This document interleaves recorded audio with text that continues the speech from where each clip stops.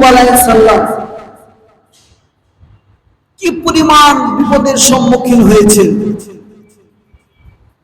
আল্লাহ তাআলা হযরত আইয়ুব আলাইহিস সালামের ধৈর্য, সহনশীলতা, আইয়ুব আলাইহিস সালামের সবর কেমন এটা পরীক্ষা করার জন্য শরীরের মধ্যে এমন কসরা দিয়েছেন, এমন ভুকি দিয়েছেন যে হাড্ডি থেকে গোশতগুলো পচে পচে পড়ে যায়। আল্লাহ তাআলা দেখতে চেয়েছেন যে আমার পয়গম্বর আইয়ুব আমাকে ভুলে যায় কিনা।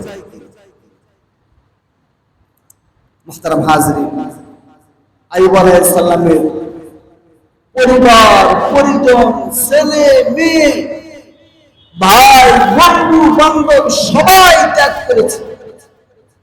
অর্থ সম্পদ সব শেষ হয়ে গিয়েছে, খাদেম খুদ্দাম সব চলে গেছে।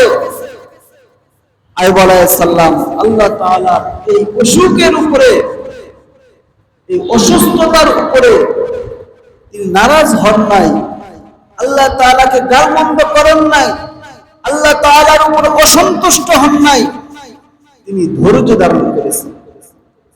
আল্লাহ তাআলা আইয়ুব আলাইহিস সালামের ধৈর্য ধারণ করার কারণে আইয়ুব আলাইহিস সালামের এই ধৈর্যের ফলস্বরূপ আল্লাহ তাআলা আইয়ুব আলাইহিস সালামকে পূর্বের সব কিছু আবার ফেরত দিয়ে দিয়েছেন। সুবহানাল্লাহ। সম্পদ চলে গেছিল, আল্লাহ তাআলা আবার সম্পদ দিয়েছেন। চেহারার সৌন্দর্য নষ্ট হয়ে গিয়েছিল, আল্লাহ তাআলা আবার সৌন্দর্য ফিরিয়ে দিয়েছেন। খাদেম খুদ্দাম সব চলে গিয়েছিল, আবার ফিরিয়ে দিয়েছেন। ছেলে সন্তান সব বাবাকে রেখে চলে গিয়েছিল, আল্লাহ তাআলা আবার তাদেরকে ফিরিয়ে দিয়েছেন। এই কারণে ধৈর্য ধারণ করা।